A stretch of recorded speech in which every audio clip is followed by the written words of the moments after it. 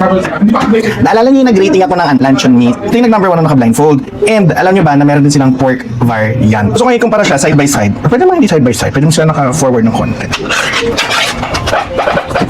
Peachy to, mas light ang chicken. Mas malambot to. Ayan no, this one, mas sturdy. Ito sturdy talaga.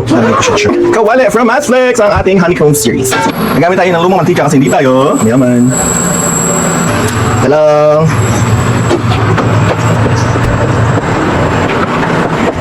Puno, naglag. Sayang, tayo mayaman. Nabigyan. Taba ni Lolo. Nasa ingrown na ako ah. Pepper. Awang. Bell pepper. Lagyan natin ng basura. Kasayang. Balata ko lang. Talong. Nanatalupan. Ispa.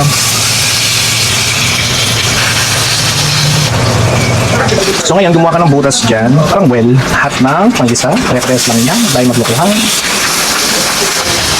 You know, panghawi yung talong. Isayin na natin. So pepper, salt. Alam, maalat na yun. Ano, nalagyan niya pa ng asin. Natikman mo ba? No? Ano, super alat na nun. So, stress na yung mga taong nanonood. Lalo na yung mga matatanda sa Facebook. Hindi po maalat. Sabihin ko pag maalat, mix ko kayo pag maalat siya. Then, get your talong. Ang dulo. Ang galing nyo lang. Ang goal is maging mushy siya. Isirain natin siya. Tulad ng pagsira mo sa relasyon nila. Mas maganda sana mas maraming talong. Ay, maliit lang yung talong namin. Saka hindi naman sa laki ng talong na yun. Nasa performance.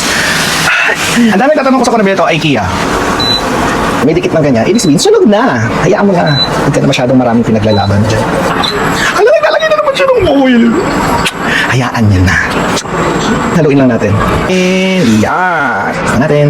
Actually, yung recipe ni Mami Con. Pa-inspired sa recipe ni Mami Con. So, habang nagluluto yung itlog, quick melt cheese. Ano may lahat na natin? Kasi ititira ko pa yan sa repe. Oh my God, bakit? Kasi dapat plato eh, masyadong malaki. Saktong-sakto.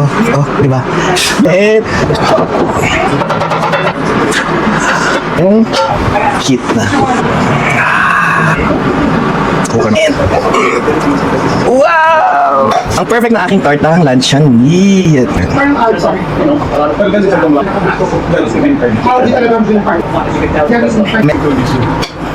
Wow.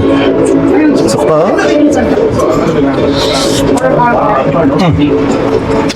Ang healthy ng lasa niya, nakakatuwa. Ang healthy, sabihin mga aftertaste ng gulay ako, yun ang sabihin pag ang healthy. Initial scent na maamoy mo sa kanya is the bell pepper, onions. May crunch pa yung bell pepper, onion, yung meat, sobrang linamnam. Ang laking factor na lagyan natin siya ng seasoning kanina. And then the ketchup, mayo balances it out. Tapos nagbibigay siya ng umami, linamnam flavor, na lalong nag-improve. Basta kakain na kami, kami mga kasama ko. Bye!